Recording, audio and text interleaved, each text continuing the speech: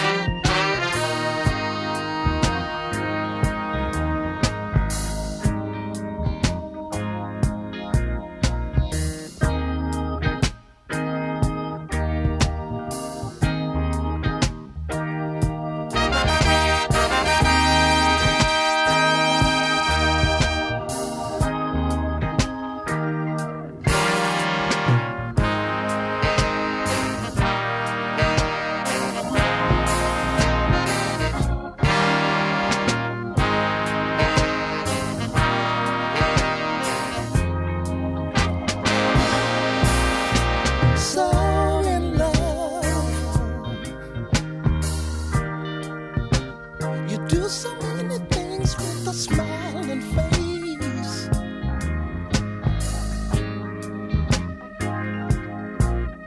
So in love. Every time we kiss, it's such a pleasant taste. That's why I know this feeling good and strong. Trying hours we seem to get along. I want to testify you mean so much to me. Let me rectify, I mean it honestly.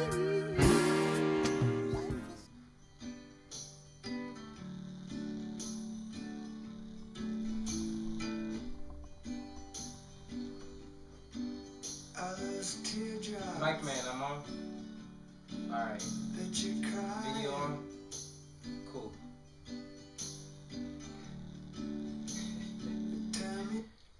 Greetings.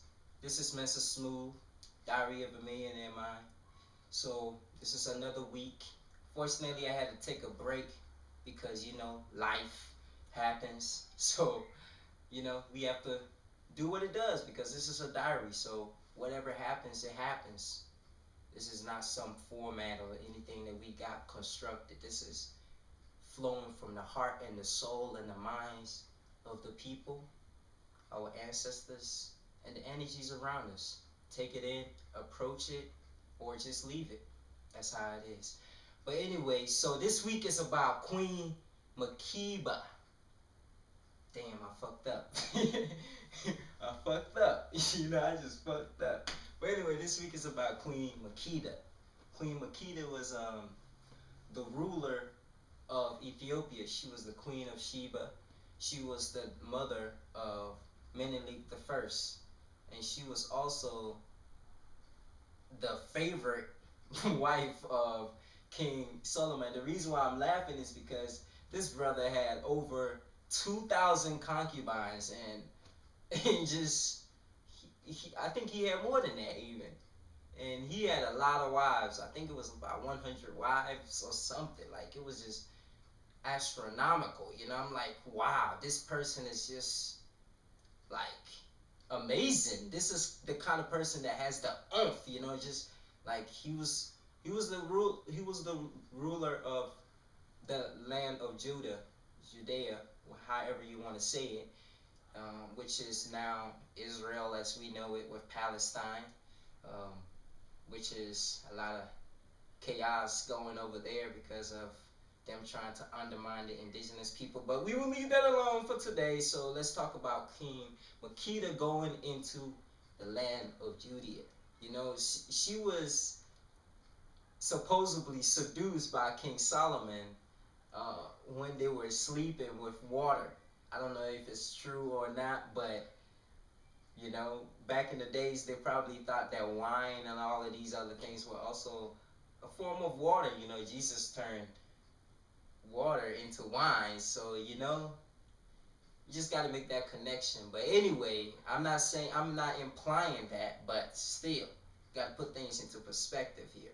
So anyway, Queen Makeda, upon arriving in in the land of Judea, Israel, let's just say Israel.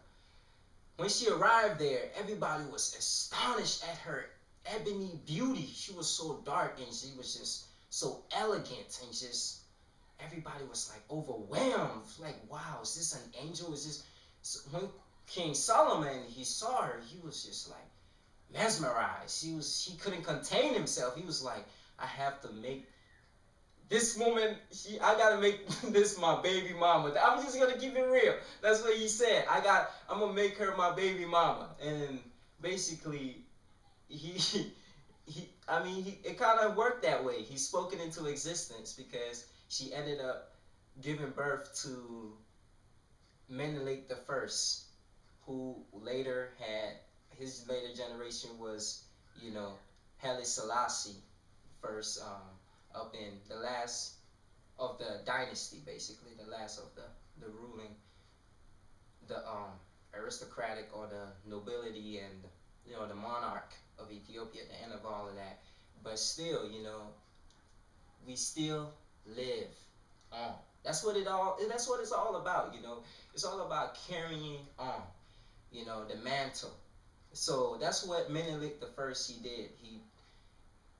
He went to when King Solomon, when they had a baby, before she was pregnant, when she was about to leave Queen Makeda, she was pregnant with their love child, because he was conceived in love, because even throughout the day when Queen Makeda was talking to King Solomon, she saw how wise he was, and she was digging the brother, because he was putting the moves on the sister, So yeah, she was digging him. So what ended up happening was, it was at the same time in love. It wasn't like it was a lust thing, even though they were mesmerized by each other's beauty, but that does not mean it's a negative thing just because you're attracted to somebody because of their beauty. It's not a negative thing.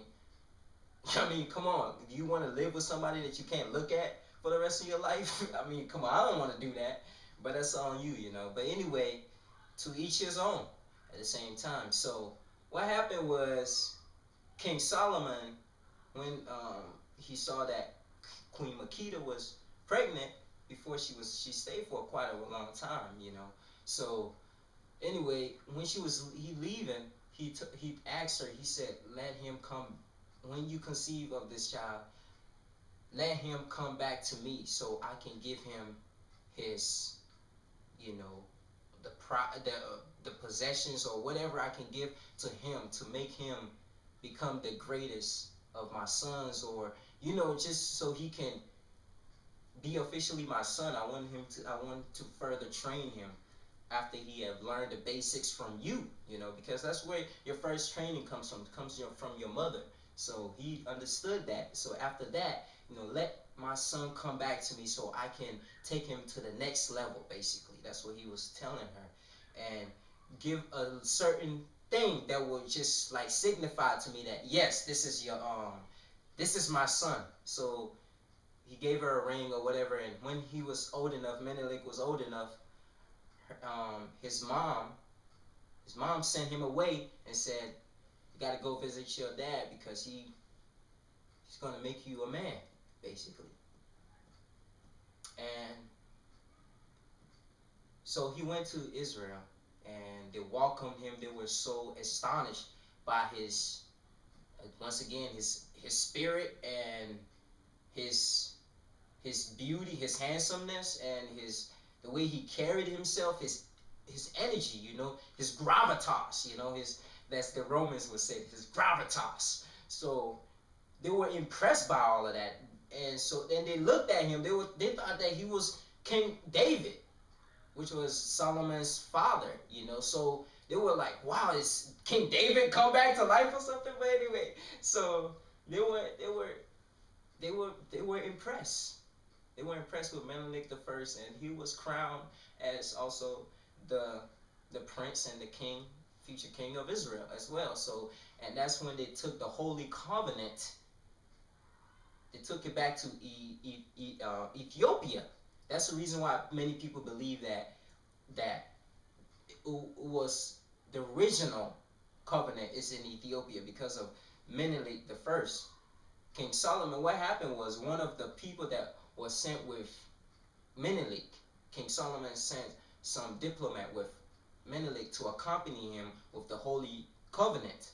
So, in consequence of that, one of the diplomats, I don't know why he did what he did, but he supposedly took the original covenant and left the copy in Israel. And so they took the Holy Covenant into Ethiopia. So that's where historically, that's where the original covenant, the Holy Covenant, and that the Ark of the Covenant basically is what made the temple of Israel and all of that. That comes from all of that, because all throughout history, even the great king, of Persia, Cyrus the Great, he gave the authority for the Jews to rebuild the temples, the temple which contained the ark, So it's been throughout history. This thing has been there for a long time. So when it happened like that, the African Jews officially held on to the ark of the covenant, the real covenant, the Holy Covenant.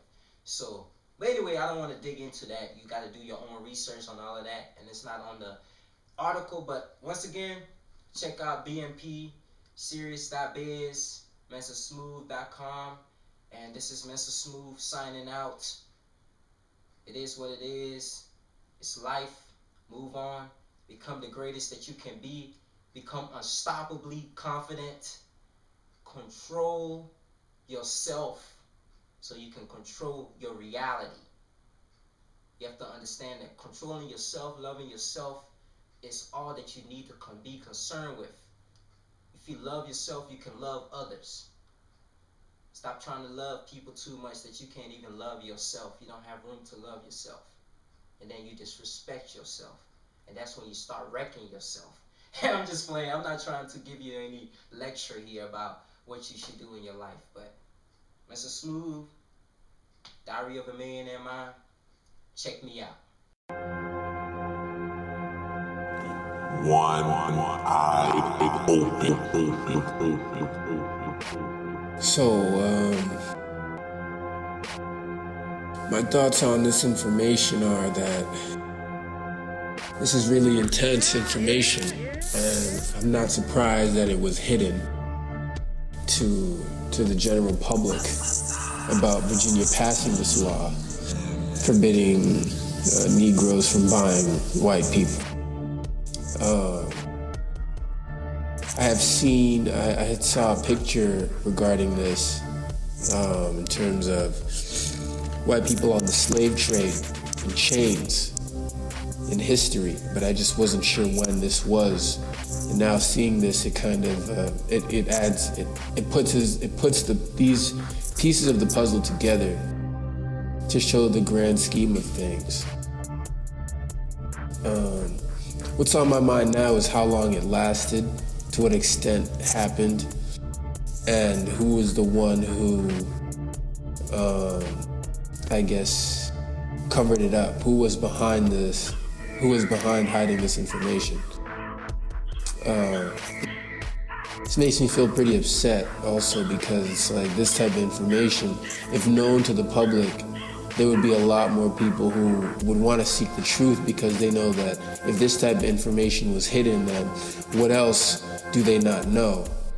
And this would also erase the stigma of black people being black, and they were just black and is just slaves and meant to be slaves, and all of that extreme ignorance can now get squashed, because those same people who believe that are at such a superior standing were once looked at as inferior and sold just as the people they condemn. So I think it's really interesting that this happened, and that's pretty much what is on my mind about this. I think the fact that they say free Negroes bought white people in such numbers in Louisiana, that the state made a similar law in 1880.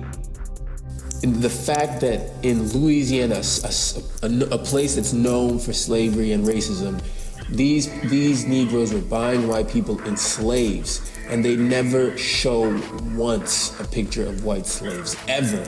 It's just like they really were trying to hide this information, to show the fear that if people understood and knew about this, it would be an uprising, revolt, and it would happen again, and again, and again, and again, and again, and again, and again.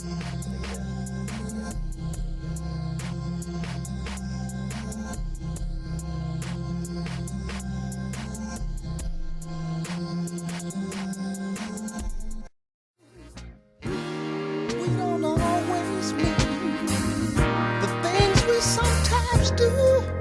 Look at me, you know we're so in love.